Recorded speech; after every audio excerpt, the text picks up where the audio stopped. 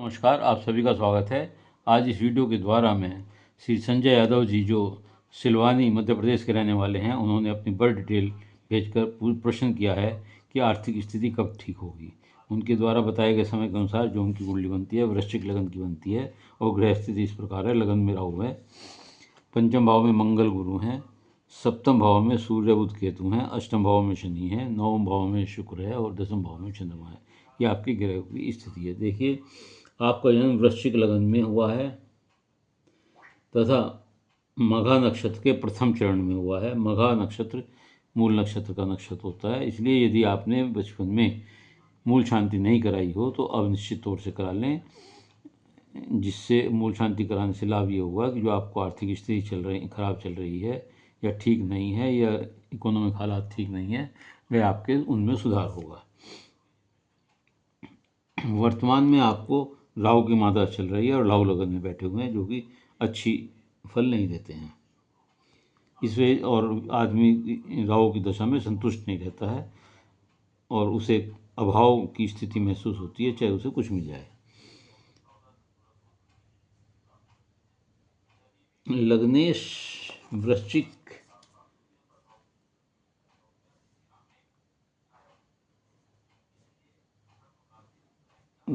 का स्वामी है और लगन में जो मंगल इसका स्वामी है, तो ये आपको पराक्रमी बनाता है, पुरुषार्थी बनाता है।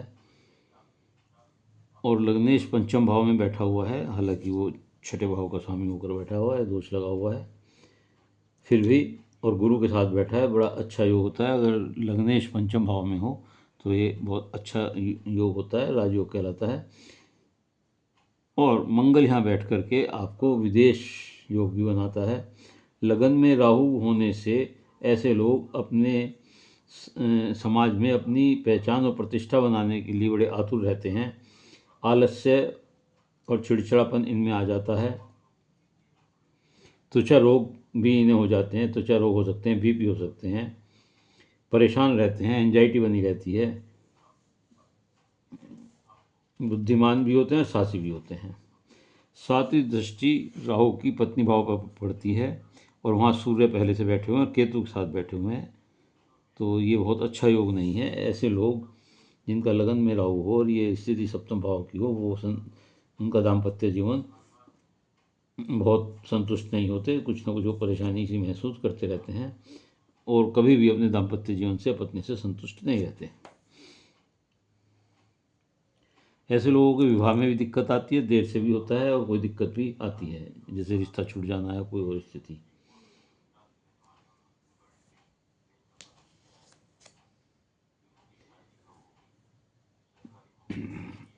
अब शनि का आपका जो अष्टम भाव में बैठे हुए हैं, ये अचानक आपको धन लाभ दे सकते हैं, लंबी उम्र करते हैं, लेकिन ये आपको कमी ये की देते हैं कि जिनका अष्टम में शनि होता है सही समय पर सही निर्णय नहीं ले पाते, जिस कारण से उनकी आर्थिक स्थिति में सुधार होने की संभावना कम हो जाती है, क्योंकि जो जिस समय जो निर्णय लेना चाहिए वो नहीं लेते और इनमें आलस्य की स्थिति बन जाती है।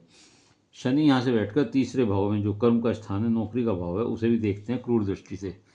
तो और चंद्रमा का घर है उसे, और 5 नंबर होने के सूर्य का भी है, तो जो इनके मित्र नहीं है, इस कारण ये आपका कर्म क्षेत्र भी पीड़ित तो रहता है, जिस कारण भी आर्थिक स्थिति जो है कष्ट में होती है। धन स्थान पर पूर्ण दृष्टि है शनि की, वहाँ भी अच्छी नहीं है।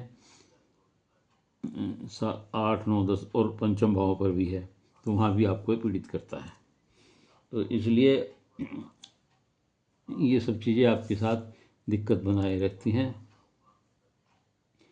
राहु लगन में बैठ कर के गलत कार्यों की ओर आपको प्रेरित करता है कि आप गलत कार्य करें, लेकिन आप गलत कार्य ना करें, अन्यथा नुकसान होगा। सेल्फिश बनाता है आपको। और दूसरी बात यह है कि अगर लगन में राहु हो तो अगर ऐसे आदमी शराब पीते हैं या मीट खाते हैं या नंबर 2 के किसी कार्य में एंटेंगल होते हैं, चरित्र हनन अगर उनका होने लगता है, तो वह उनकी आर्थिक स्थिति को बिल्कुल बिगाड़ कर रख देते हैं और उनकी आर्थिक स्थिति सुधरती नहीं है।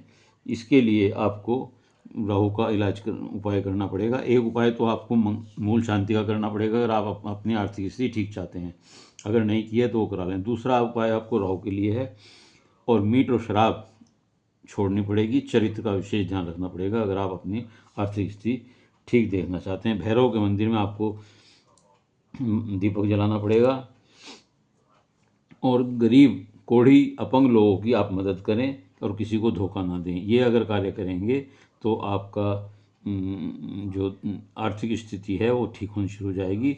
मंगल और गुरु यहाँ बैठकर ये बताते हैं कि अगर आप दान देंगे तो आपका धन बढ़ेगा।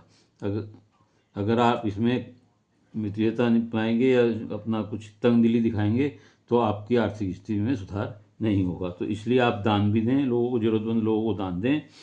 और जो मैंने बताया राहु के उपाय में राहु के उपाय करें। और सूर्य, बुध, केतु, ये भी यहाँ दैनिक रोजगार यहाँ से भी देखा जाता है। केतु यहाँ भी जो विरक्ति भाव देता है, कार्य करने में ढीलापन देता है, निष्क्रियता देता है। इसीलिए आपको इस चीज़ से बचना होगा। केतु के लिए आप गणपति जी की पूजा करें